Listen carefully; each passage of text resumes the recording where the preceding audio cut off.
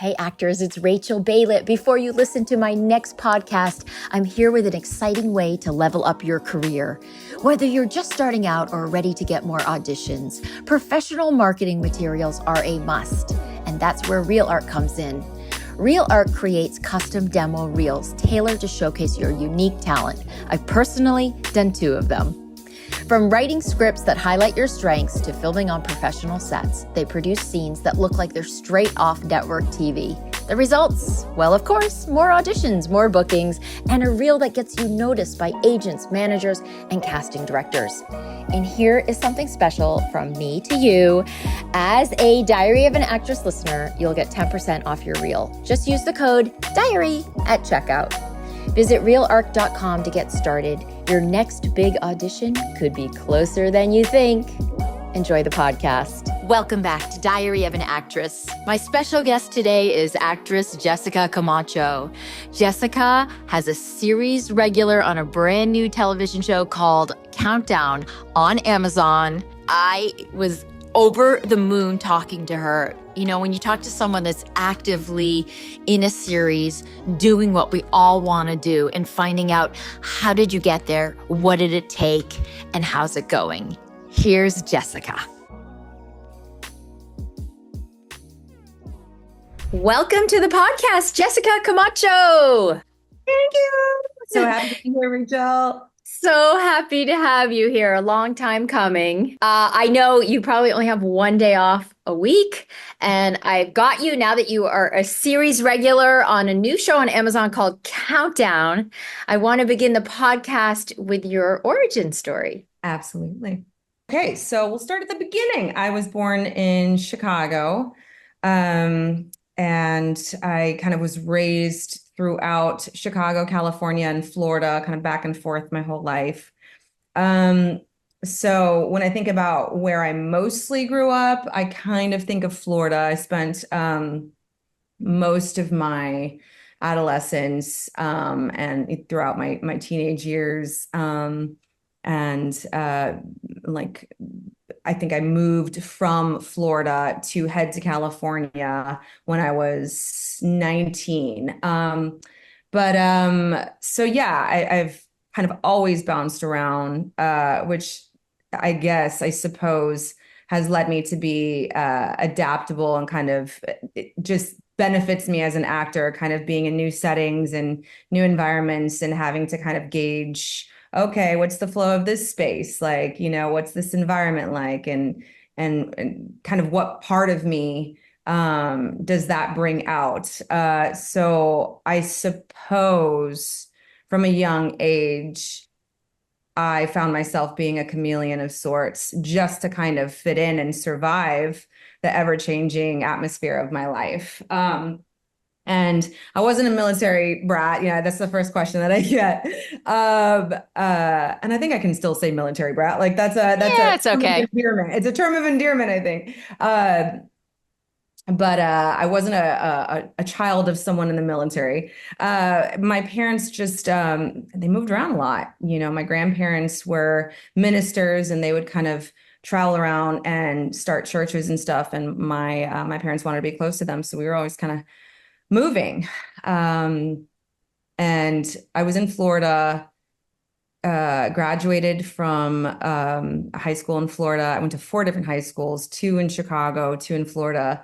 And I graduated, kind of was on track to go, to college. I always saw myself just going really hard in school, getting my degree by the time I was like 23 and just entering like the workforce. And I decided to go to a junior college for my first 2 years of college and just get my associate's degree because I was pretty much paying for it myself. I had a scholarship to any Florida university for 4 years, but it was 75% of my tuition was covered, but I had to cover the rest of the 25%. And I was just broke, 18, 19-year-old. So I'm like, well, if I still have to pay some of it, I'm going to go to junior college. I'll get my associates, I'll work, I'll save my money, and then I'll transfer to a big 4-year. But what ended up happening was I found that in my sophomore year of college, I had my first of many existential crises. And it, hit me the big question, like, what are you going to do with your life? Mm. Really kind of landed heavily upon me in this really profound way. And it was such an important question. And it wasn't something that I had a ready-made answer for, when I really thought about the course that my life would take. That was such a special thing to decide. So I found myself at an impasse. I didn't know where to go and how to move forward, and I felt really lost. And I was expressing that to a friend one day. I was like, I just don't know what I'm supposed to do with my life, but I feel like I'm being called to do something. I felt like I was being called to do something, and I knew it was going to be pretty special. And I knew that there wasn't going to necessarily be a separation from it and from the rest of my life. Like I was like, can, I no longer vibe with the idea of kind of clocking in and clocking out each day and kind of like leaving my work at home. Like it just didn't seem to fit. And I was expressing that one day. I was like, I don't know what to do. And she's like, Jess, you've always been really expressive. I just took this acting class. Maybe you should try it. Like you might like it. Oh, wow. And I just so happened to be lost enough and kind of at my wit's end enough that I was like, I'll try anything. And so I did. I enrolled in this acting class, and it was a tiny little studio in St. Petersburg, Florida. And I expected nothing. I got assigned my first monologue. I didn't know what the heck a monologue was. I never took, I wasn't a theater nerd. Like I didn't, and I mean nerd in the most loving, beautiful, I love my theater people. And then I became a theater nerd after this. But, you know, I, um, I just had no experience with it. So I kind of stumbled my way into my first acting assignment, did my first monologue, and I was like, well, I guess I just have to memorize this and stand up in class and do it. And so, yeah, that's what happened. The day came to do this monologue. I was like, well, here goes nothing. I don't know. I don't know what I'm doing here. I know the words because I memorized them, but I don't know what I'm supposed to do. So, and I realize I'm diving straight into everything, but this is the trajectory of my life. I'm getting straight to the point here. So I stand up in front of the class and my heart is beating fast. It was the first time I was ever like in front of people, expected to provide something, to do something, to perform, and I'm like, oh,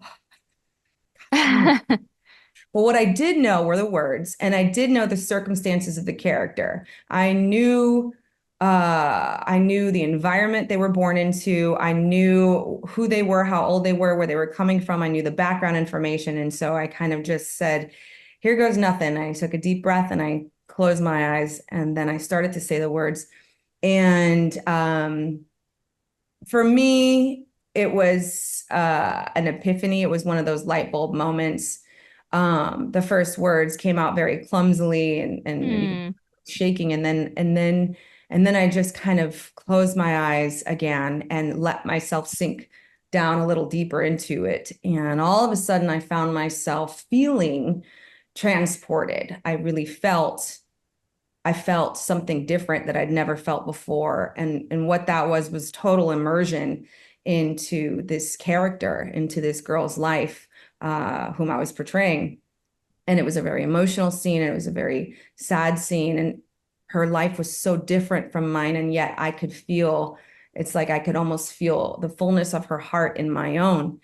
And so, somehow I got to the end of the monologue, and I opened my eyes, and I was crying, and the class was crying, and my acting teacher was like, because something happened. And I knew in that moment, I knew that I'd found the thing that I had so desperately been calling out for and looking for. And I was like, well, guess I'm an actor now. And that was that. And that really was that. And from that point on, every move I made was centered around trying to figure out what to do to become an actor. And so I've been very blessed Are you in touch with that teacher? Do you know that teacher? I have. We did connect. We saw each other, I think, like 2 years ago, and it was such a special thing. So much time has passed since then, and it was really special. And I got to say to her, thank you because you were the one who really started me on the path to the rest of my life. Take me from Florida to how you got to LA. Absolutely. Um, so well, after that fateful acting class, I just knew I left class that night and I was like, well, what does one do to become an actor? And all I knew, I knew the bare minimum at that point. I knew there were different paths you could take, right? You could go, you could do the university route and get a theater degree. Or, you could go to New York. These are just the options that I was thinking. I was like, I could go to New York and I can try and, hoof it and do theater and do Broadway. Hoof it. Yeah, really hoofing the streets in New York. That's what you're gonna do. And I was like, or I could go to Hollywood and just try and figure that out, and try and get straight into TV and film. And obviously, there are many other options and routes that an aspiring actor can take. But those were the kind of three that seemed to be the strongest options for me. And I just said, yeah, Hollywood sounds pretty good. I think I'll try for that. So I started going to the library and checking out every book I could about how to make it as an actor in Hollywood. What do you Were do? there any standout books that you can share that you Oh read? gosh, I don't remember from that time. I read so many. I checked out so many. I think one of the most pivotal books that I read as a young actor was Audition by, I think it's Michael Shurtleff. I just remember it was a Mm. yellow book. Yes. Paperback? Yes. Yes, I Yes. think everyone had that Every book. actor, exactly.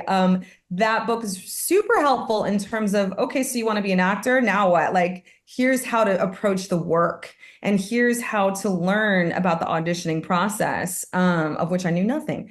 And so that was one of the books that I kind of treasured most. I was like, oh, it was kind of a Bible of sorts. It was like, this is kind of where I started, kind of gave me the first foundation outside of acting class of this is how you start to work on something. But I checked out so many books about, well, when you get to Hollywood, here are the logistics of what you have to do. You have to find an agent, and here's how you find an agent. You get you get a headshot, and you put a resume together, and at first I was like, well, what am I going to put on my resume? I have nothing to put on.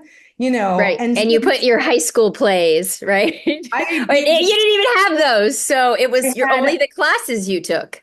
I had the one class, and I had your like special skills. You're like, what are my special skills? Like, what makes me stand out? And you just kind of start piecing, together what you've got. You have to start with what you have. And I didn't have much. I had ambition and I had clarity at that point. So I put my first acting class on it and I put a couple special skills and at that point it was like it was just very much I went step by step. Okay, first thing I'm going to do is I'm going to keep taking acting classes. So I signed up for more acting classes to I was like I need to learn about this thing that I have so immediately and intensely fallen in love with. What is this art form? And then the logistical side of, okay, well, I guess I'll move to LA. And everything at that point was, how do I set myself up best so that when I get to LA, I I am not so naive that I'm like blindly following people who say, "Oh no, it's got to be you have to do this." So no, it's got to be this way. I just tried to arm myself with as much knowledge about the industry as well as the art form. So, I mean, I tell you, it was a long road. While I set out to to get to LA when I was 19, it wasn't until I was 26 that I finally got to LA, because I knew that once I got here and I'm in an apartment in LA. So it did work out eventually. But I Yay. knew that once I got here, I wanted to be ready to hit the ground running. That path led me to San Francisco, where I studied at American Conservatory Theater at night. I took night classes while I, served tables during the day. That's where, and everything was step by step. Okay, let me open the yellow pages and look for photographers. Back then we had the yellow pages. We didn't, it wasn't like Google. What do I do? It was Yeah. figuring it out. So I that's how I built my career. It was very much one little step at a time. So now that I have headshots, let me look for some agents. So I looked up, theatrical agents in the yellow pages, and that is how I built my career. In That's San an unbelievable story that you looked at photographers in the phone book. Uh, We all start where we start from. Yeah. And you were determined. Once you found your path, you were determined.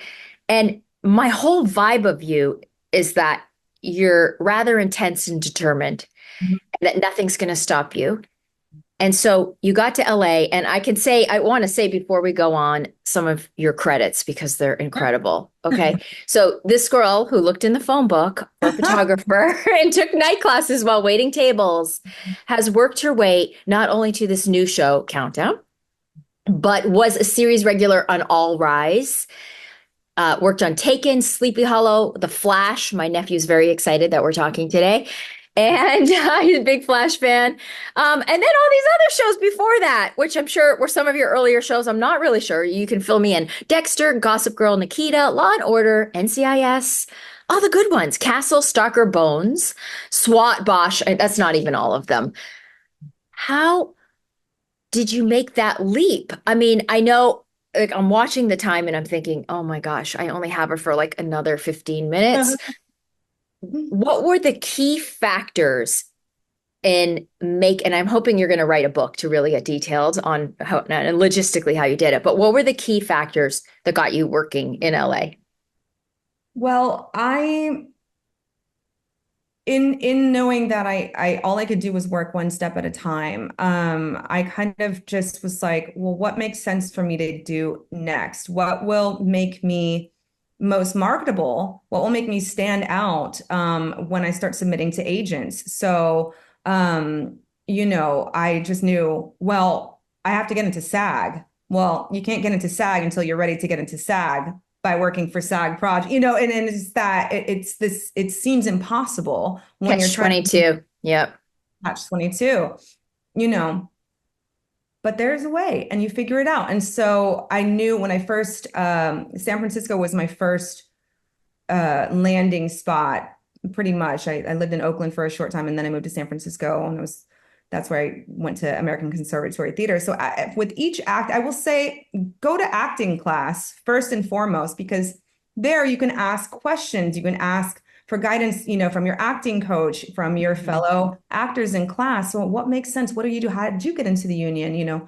And so you start, at this body of experience that other people have. It helps you and it informs you. And so I was like, okay, so I get into the union. Good way to get into the union. I can start doing commercials. Okay. Mm. So that was the route that I took. I was like, let me open the yellow pages up and look for some commercial agents. And with my little headshot, I submitted to commercial agents and I got a commercial agent. So I think the credit that first was my first step towards SAG was I booked an industrial. And I was like, oh, it's such a big deal. And it was a big deal. It was my first professional, paid gig. And that's how I did it. I kind of just put these little pieces together. I was like, well, I should also understand theater. I should understand what that experience is like, what skills are involved, what I need to work on when you're in a live setting like that. And so I started auditioning for little theater companies and I started booking little theater projects, and just kept taking away and carving away at it. I was in San Francisco for a couple years and I just felt I need to make a change. I'm getting too comfortable here and I need to keep challenging myself. So I went back to Chicago because Chicago's a huge theater town. Sure. I mean, Chicago is great for actors. I know Steppenwolf, Second The City, so improv, like many. it's just, I mean, so many. Yeah, Second City is huge institution there, the Goodman. So I was like, okay. At that point, I was really kind of immersing myself. I'd already done a major stage production in the Bay Area, and I was like, I want to keep learning. I want to keep digging in as an artist. So I went to Chicago, started doing theater there. Got another agent, got a theatrical agent, not just a commercial agent, and started auditioning. And eventually, that's the path. You just take these little steps, one at a time, Hmm. one at a time, one at a time, take the next step. And before I knew it, I had booked my first major television show. It was a co-star, but it was a nice, meaty co-star. And And what was the show? it was called The Beast. It was Patrick Swayze's Ooh. television show that he was doing at the time. So my scene was opposite Patrick Swayze, which was so exciting for me. And he was so kind and such a gentleman and such a beautiful artist. And um, at that point, I looked at my resume and wouldn't you believe that I pieced together a pretty good resume at that point, just doing these little small steps. So I said, well, I just did that show. That officially got me into the union. I've done a lot of theater. I've taken a lot of classes. I think I'm ready. And so I decided to work for another 6 months, save as much money as I could. And eventually that got me to LA. The reason that I started working so quickly, Dexter was the first show that I booked when I got to LA, and it was awesome. It was like it was a big co-star or a guest star, I don't know. But it was for a couple different episodes. Huge deal for me. The thing is that I was ready. I knew that there was no doubting anymore. I just was like, I've done theater. I've taken the classes, I've done TV shows, like I have paid my dues. And I mean, I did extra work. I did lots of extra work, when I was first getting started, just to be on set, to immerse myself in the world and just to observe the environment of being on set and watching the main actors do what they do and kind of learning the ins and outs, the do's and don'ts of being on set. So, you know, uh, by the time I got to LA, people are like, wow, you started working so quickly. I'm like, yeah, but there was a whole path that led me to that. It wasn't just luck, it was a lot of elbow grease. Yeah, Yeah, that's pretty love much that. how it works. It's unbelievable, your story. Okay. So we're here in LA. Um, Now you are, top of the cast list on a series, and you talk about step by step. Do you feel comfortable holding that position now? And would you have felt differently if you had rushed the process or got lucky? What is the ownership of this role you have now? That's a great question. I think personally, if I had not taken the long route, I don't think that I would have been able to keep it together in a way that would have allowed me to own the feeling of a right to be on set. I think all of the work that I did allowed me to feel confident that I had earned the right to be there. And I don't want it, that's not to take away from people who kind of catapult right to the thing. Some Hmm. people are ready when they're kids, Right. and they just have that thing. And that was not the path that I took, and that's okay. Right. Everybody has a different path. You know, Amen. And they say late bloomers stay fresher longer. I'm definitely a late bloomer. So I hear what you're saying and the confidence that you have now.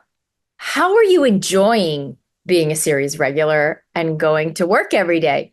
yeah. So this is now my fourth series regular.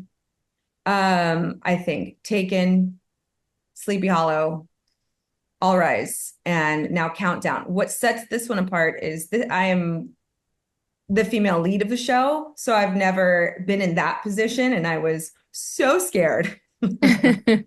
Even with my experience,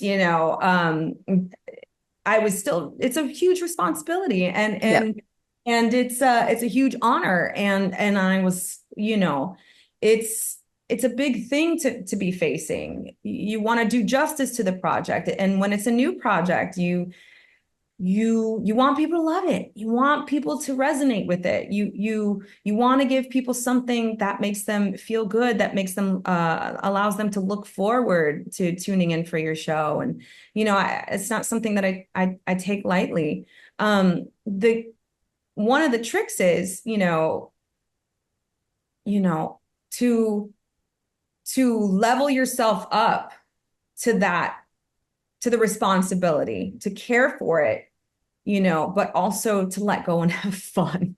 So Hmm. it's like, to flow with it, to not be so, controlling and tight and trying to make everything perfect, and to work hard, but also to learn to let go, to surrender, but also to prepare. So there's all of those elements that are involved. And I think what allows me to feel comfortable, and this is and this is I don't want to say a battle, but this is something that I constantly have to come back to and safeguard and remind myself to enjoy the process and not and not be so and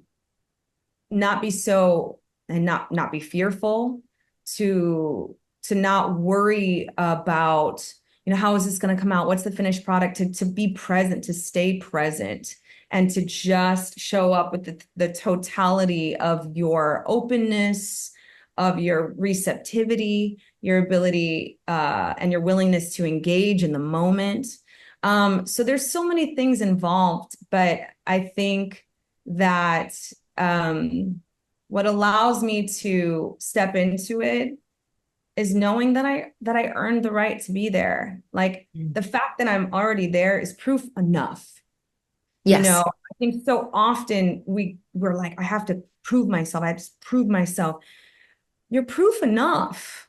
It's proof enough. Your commitment, your willingness to do the work, to build a character, to study, that's proof. Mhm.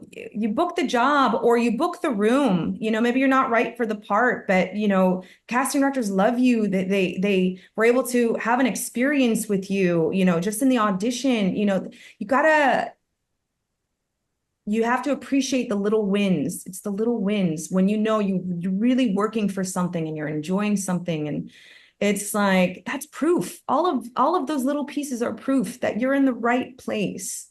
There were so many moments, so many moments where I was like, I don't think I can do this anymore. I don't think I can do this. And it's so hard when you're giving of everything you have and you're trying for it, and you're auditioning and you're auditioning and you don't get it. You don't get it. And they loved you, but they went a different route. I have heard that so many times. For all of the things I've booked, I auditioned for countless more that I didn't get. And my willingness to stay dedicated is proof. So I think when you finally step into something of this size, and this kind of magnitude, it's such a like big deal. It is a big deal, but I've earned that. Like, that's proof. The fact that I'm on set, that's proof.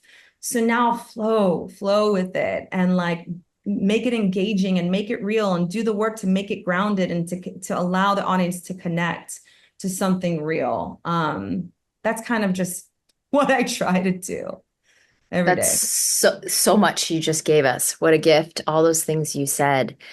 I had the honor of working with you twice before you began filming and prepping for was it your first episode? I don't know. So exciting. How many episodes have you shot since then? So we are just about to start episode 5. So we are flying through these episodes, moving so fast. Our first season is 13 episodes long. We're gonna shoot all 13 before they start airing. Yeah, so we're getting ready for episode 5. Can't believe it. I'm like, it goes, you're like, oh, we're only on episode 5, but also, wow, we're already on episode 5. It's a trip. Time is such a trip, but it's such an amazing experience. This cast is I am so honored to be a part of this cast. They're all so talented, so hardworking, and so humble and kind. And we're just there showing up every day in full support of one another. So we have a blast. We have such a good rapport on set.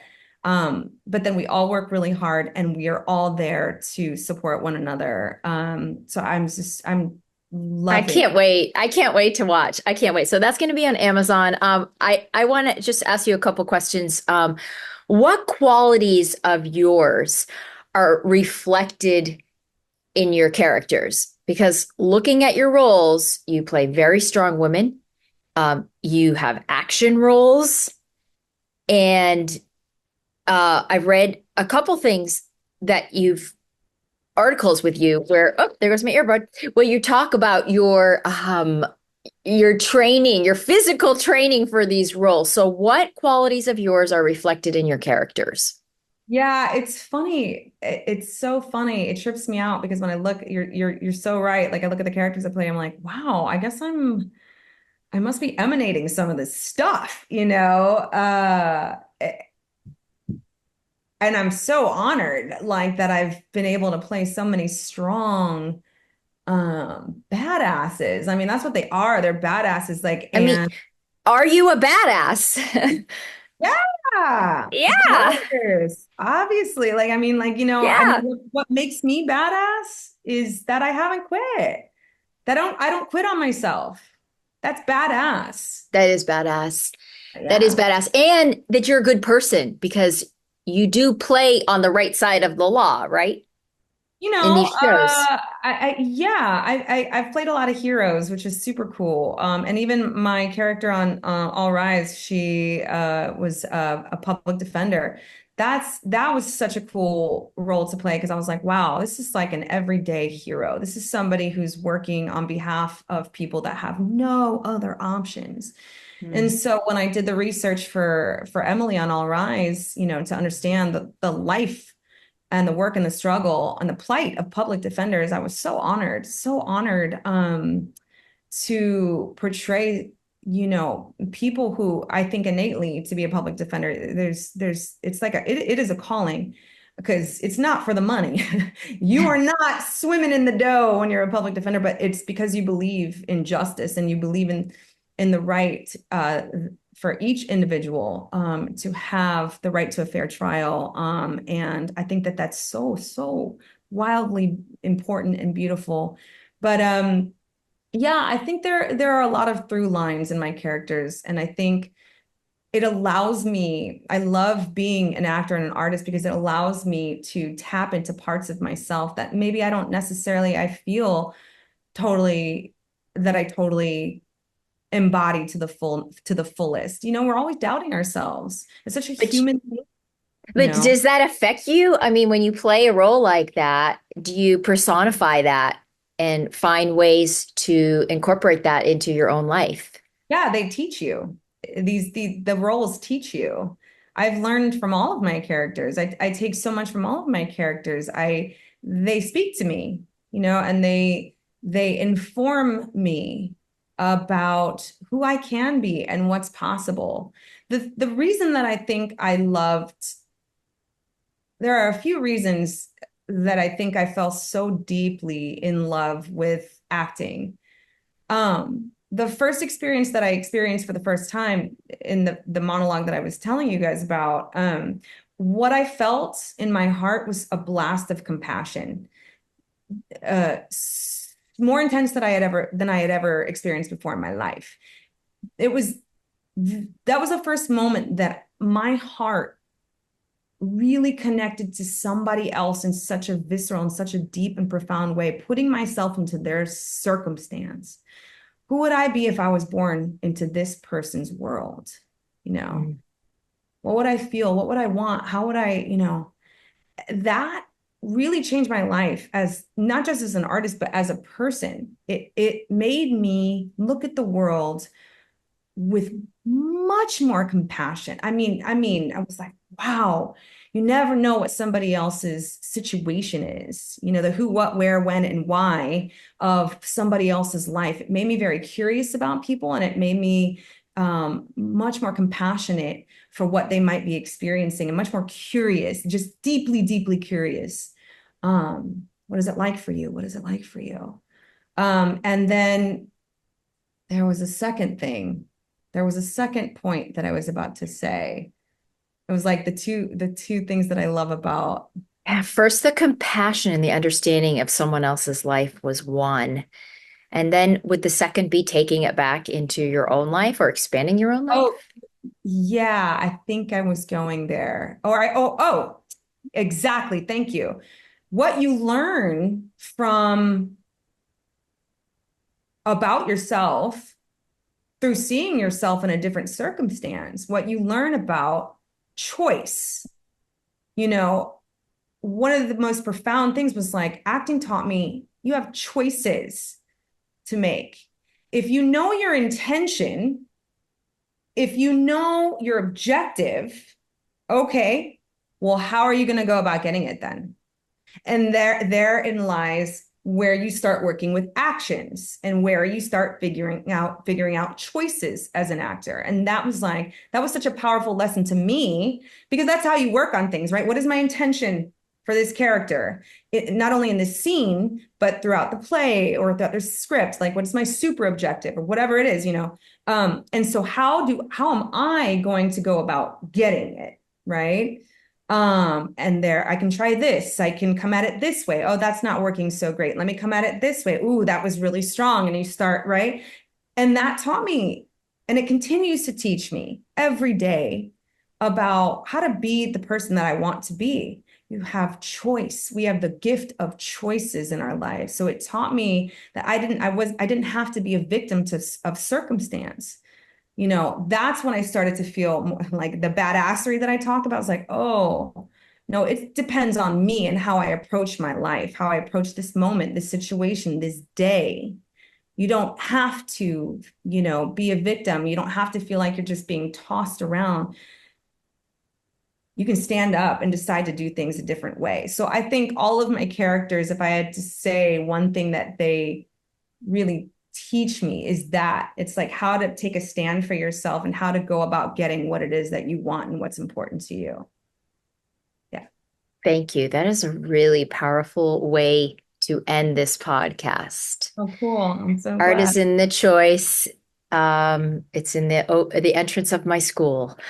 I am so impressed with you, and I can't wait to see this show. So everyone's gonna watch. I always ask where people can find you, whether you don't have social media, I don't think. So there's a website or somewhere where people can reach out to you, or are you They private? can watch the shows that I'm Watch in. the show, and you can ask Rachel if you have any questions, and I'll Yeah, get them to totally. Jessica. How's I that? yeah, absolutely. Getting off social media was just something that and who knows, I may get back at some point. You never know. I just wanted to retain a little more of my life for myself.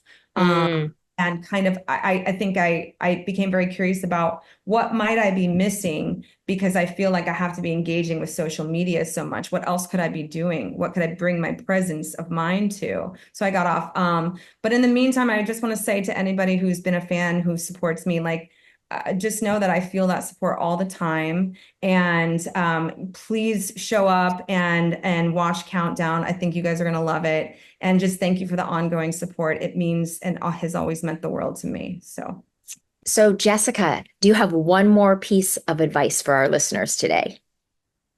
I would say I never answer anything simply. I wish I could. So I'm going to fit in a couple when all you ask for one is for one. But I think they're important. They're lessons that I've learned along the path. Um, First, it is a hard. it's a hard pursuit. It is a hard pursuit. It will make you question yourself, your worth, your talent, your ability, the exterior, your image, like, it will make you question everything. Trust that it's not just you. It's an extremely hard pursuit, but it's also such a beautiful, noble, liberating, powerful, profound pursuit. It's a high art form. It's the art form in which we tell the story of our humanity, and we take a look at ourselves, and it allows us to be inquisitive about who we are and where we're going and what we want and what's important to us. And it's so beautiful. So yes, it's hard, but if it's in your spirit, know that there are different paths to it. Know that every career, every path, every person's situation is different. Try not to compare yourself. Don't get caught up in comparing yourself. It's natural, it's normal. Don't beat yourself up when you do, but just remind yourself, like, this is my journey. This is my opportunity. This is my gift. It's my life. And that's what makes it so special and valid. Your uniqueness, what only you can bring to it, how you vibe along the way, how you pull it all together. You want to do theater, you want to do improv, you want to do voiceover work, you want to do, TV and film. That's great. If it, it's where do you find your joy? Don't get caught up in comparing yourself. Know that your uniqueness is the gift. And maybe second, when you feel like you can't go anymore, maybe just take a break. Maybe just take a pause and try and focus on other aspects of your life. Take a different class, learn something new, explore, travel, talk with different people, volunteer, step back. I had to step away many times, to learn about a new aspect of myself and forget about this pursuit for a second. And it always brought me back to it. Always. Just don't be afraid to live your life, make your life full, engage with the world. It will just feed your art. It will just continue to feed your art. And then also, when you do start experiencing success, be humble. I have been humbled many a time. Be humble when you're on set, be kind. Just know that it's a gift. It's not a guarantee. It's an honor and it's a privilege. Treat it as such and know that you're a beautiful part of that. But remember that you're just a part of that, as we all are, Be collaborative, be open, put ego aside. Remember, put your ego aside. Your ego is great. It gives you, confidence, and it's great. It's great. It's not our enemy. But don't let it get out of control. It's not just about you or me or him or her. It's all of us together, So, yeah, those are my 3 pieces of advice. Brava. That's what I got. That's all I can say. Brava. Wow. I'm going to take that and run with it. I love personally and share it. We're going to share it with the world. Thank you so much, Jessica. Such a pleasure. Always a pleasure chatting, Jessica. We'll all be looking for your new TV show, Countdown, on Amazon. Again, if you would like to take advantage of the offer with Reel Arc to get your high quality, professional, gorgeous acting reel for the new year, don't forget the code is DIARY. Speaking of diaries, if you'd like to hear more of mine, please visit www.diaryofanactress.com. Stay inspired.